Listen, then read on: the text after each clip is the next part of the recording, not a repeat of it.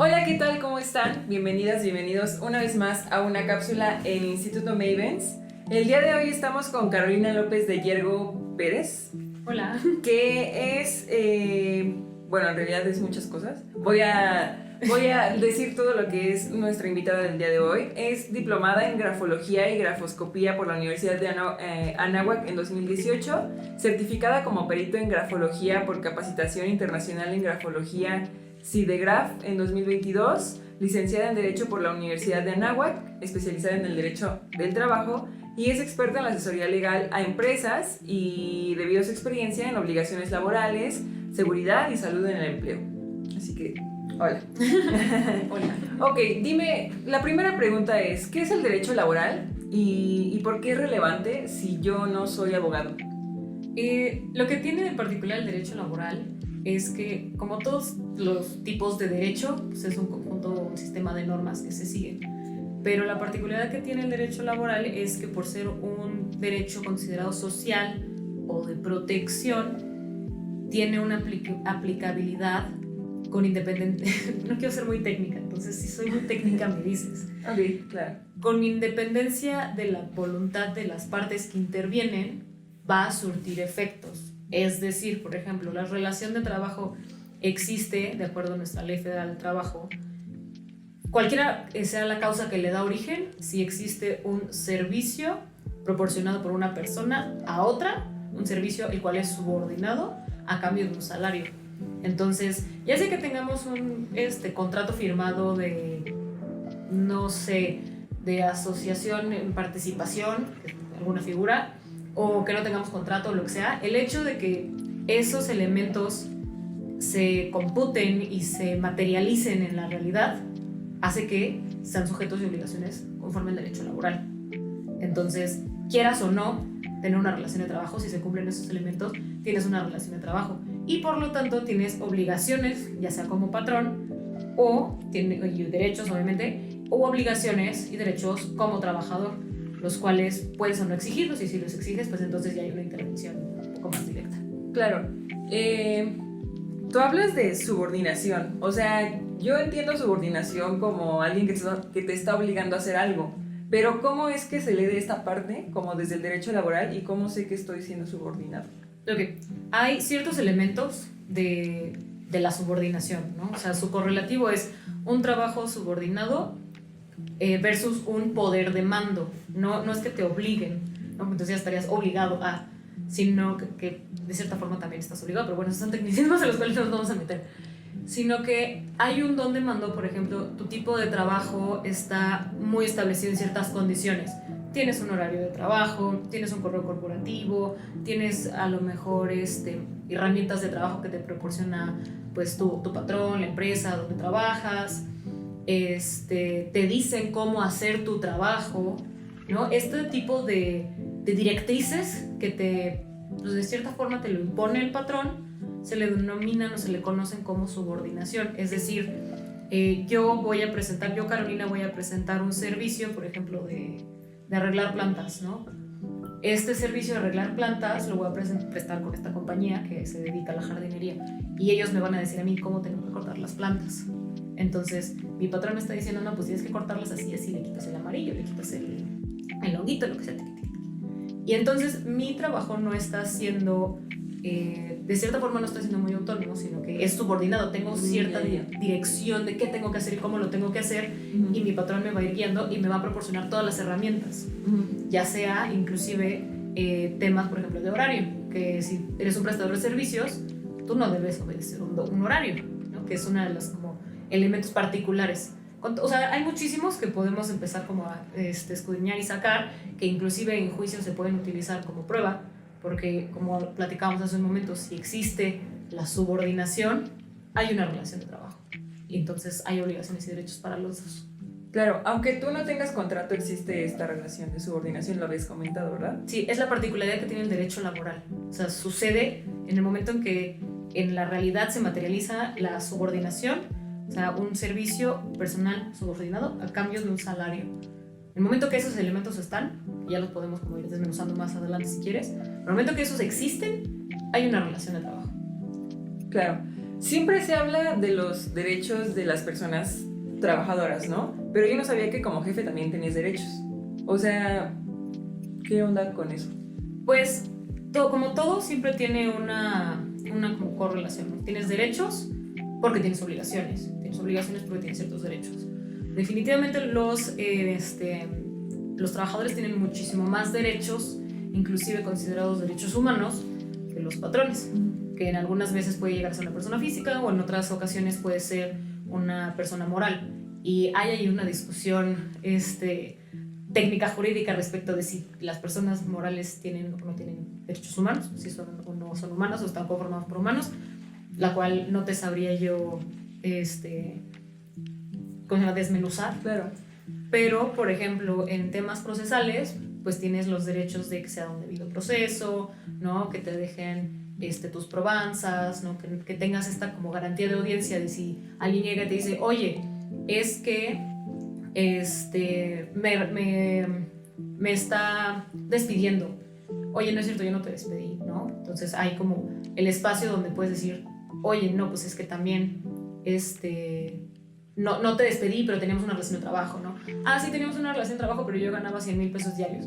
No, espérate, es este espacio como de duda en donde inclusive cae como una obligación. O sea, en nuestra ley federal de trabajo, el patrón está obligado a probar las condiciones por las cuales, o sea, cómo se llevaban a cabo las relaciones laborales, ¿no? Que si tenía qué horario, qué cuánto ganaba, qué cuál era su día de descanso, todo eso es ciertas obligaciones que tiene el patrón. O sea, siempre derechos y obligaciones son muchísimo más tangibles los derechos de los trabajadores que los de los patrones, y hay derechos que son enfocados a la parte como sustantiva, que la conocemos como los derechos humanos, y la parte procesal, ¿no? Y en cada uno de los dos hay ciertos derechos y obligaciones. Claro. Sé que este tema es un poco complejo y también delicado, porque estás hablando del sustento de una persona, ¿no? De donde le llega para comer, para pagar lo que sea, ¿no? Entonces, en ese sentido, yo sí quisiera preguntar, o sea, hay muchos casos de muchas injusticias laborales en muchísimos espacios, ¿no? En muchísimos lugares, pero siempre creo que nos da miedo como justamente decir como, es que esto no está chido, esto no es justo, esto no es... ¿Y tú qué recomendaciones como que darías en ese caso? Porque hay miles de situaciones en las que un jefe sí abusa un poco del poder que tiene sobre ti, ¿no? Porque claro que es una relación de poder la que existe entre los dos. Pero entonces, pues, ¿qué recomendaciones darías si alguien piensa que es muy tardado demandar, si alguien piensa que es como un proceso que va a costar dinero, esfuerzo, etc, etc? Esa es una pregunta bastante complicada. Claro. Porque, en efecto, hay muchos abusos en cuestión o en la relación patrón-trabajador. También existen muchos abusos en la relación trabajador-patrón. Claro. De hecho, en relación a la primera, nuestro derecho al trabajo es muy proteccionista. Entonces, es como, soy papá Estado y vengo a cuidar de este pobre trabajador que no se puede defender solo y que no tiene los conocimientos porque es un obrero, ¿no? Esa es la imagen con la cual se plasmaron los principios laborales en México. Okay. Entonces, las industrias son las malas porque los hacen trabajar día y noche hasta desfallecer, ¿no? Las minas y así. O sea, esas historias muy de la revolución. Claro. Muchas cosas prevalecieron y ahí han ido modificándose poco a poco. De hecho, una de las reformas más importantes en nuestra ley acaba de ocurrir en 2019. Y ha habido otras ahí como nuevas, como teletrabajo. Pero en realidad llevaba siendo el mismo texto desde 1930, 31 hasta el 74, que es la que tuvimos la última. Entonces, este proteccionismo hace que la ley esté desbalanceada. Tiene mayores facilidades y es más favorecedora para los trabajadores, cosa que en la mayoría de las veces los trabajadores no lo saben. ¿Por qué? Pues no tiene por qué saberlo porque eso solo es un abogado, ¿no? Claro. Pero es cierto, y muchas veces dices o piensas que el hecho de no tener contrato no te da la seguridad porque papelito habla, cuando justo en el derecho laboral, por esa situación de papelito habla, hay veces en que la gente no tiene contrato y entonces no lo puedes probar, y entonces por lo mismo es obligación del patrón que tiene que probar que tiene contrato con esas condiciones, porque si no se le va a dar el beneficio de la duda al trabajador, porque pobrecito a lo mejor no sabe lo que está pasando. Claro. También llega a ser un poco injusto. También es cierto que demandar es muy tardado. Ahorita con la reforma se pretende, y pues vamos a darle el beneficio de la duda, que sean muchísimo más ágiles los procedimientos, y también puede llegar a ser caro. Sin embargo, mucha gente no lo sabe también. Hay instituciones públicas que nos pueden asistir en estos procedimientos, por ejemplo, la Procuraduría Federal del Trabajo o la Profedet. Son prácticamente como tus abogados de oficio y tienen atención gratuita, y bueno, siempre van a favorecer la conciliación, que eso creo que yo es lo más amigable que se puede llegar a hacer. Cuando las cosas no están bien, obviamente comentarlo, o sea, agotar las instancias internas, ¿no? Si tienes que ir a recursos humanos, si puedes hablar con tu jefe, y si las cosas no funcionan. Yo, por mi carácter y por mi forma de pensar y por todo el contexto que yo tengo, pues yo te diría, no te dejes, demanda. Ahora, en los nuevos procedimientos, ya la forma de demandar es a través primero de una conciliación prejudicial, en donde las partes se ponen de acuerdo. Si no llegan a un acuerdo, ya se va en todo el procedimiento. Entonces, este espacio ya existía antes de que se reformara la ley, pero era un poco informal, ¿ok? Y se utilizaba mucho lo de más vale un mal arreglo que un buen pleito. Yo considero que la conciliación que se hace antes de que llegues a un juicio, o sea, si las cosas no están saliendo bien y ya agotaste y te vas a conciliación, pues es una medida en la cual pues las dos personas están satisfechas con esa resolución, en lugar de que haya un ganador y un perdedor. Entonces, yo creo que sí recomendaría que se acerquen con las autoridades, porque también el que no exige sus derechos, pues obviamente tampoco los puede disfrutar. Claro. Tú hablas de que también hay como muchas injusticias de parte de trabajadores a empleadores, ¿no? Creo que es algo de lo que no se habla demasiado, y yo creo que no se habla fuera del mundo de la abogacía laboral. La verdad es que nadie habla de eso. Entonces, o sea, ¿qué podrías decir al respecto de, o sea, como qué tipo de injusticias son esas? O pues mira, el hecho de que haya una presunción de que el trabajador dice la verdad, ¿no? O sea, se presume que es verdad lo que dice, pues también te pone a la empresa en cierto punto de desventaja. En algún momento me tocó un caso muy interesante, una persona que estuvo alrededor de 3 meses trabajando en una empresa y demandó. Y luego resulta, o sea, demandó y dijo, oye, me despidieron injustificadamente y tengo 3 meses. Esos 3 meses, pues, de acuerdo a nuestra ley, pues van generando salarios caídos, que lo puedes traducir a un cochinito, ¿no? Es todo aquello que no estás percibiendo por el hecho de que te despidieron injustificadamente. Entonces te lo guardan un año y le ponen ciertos intereses. Entonces al final sí se va armando un cochinito, ¿no? Que cuando llega el laudo puedes cobrarlo. Entonces esa situación en donde hay tanto dinero de por medio puede llegar a malversarse muchísimo. En su momento había abogados que hacían más lento el procedimiento, porque mientras más largo es, más caro sale.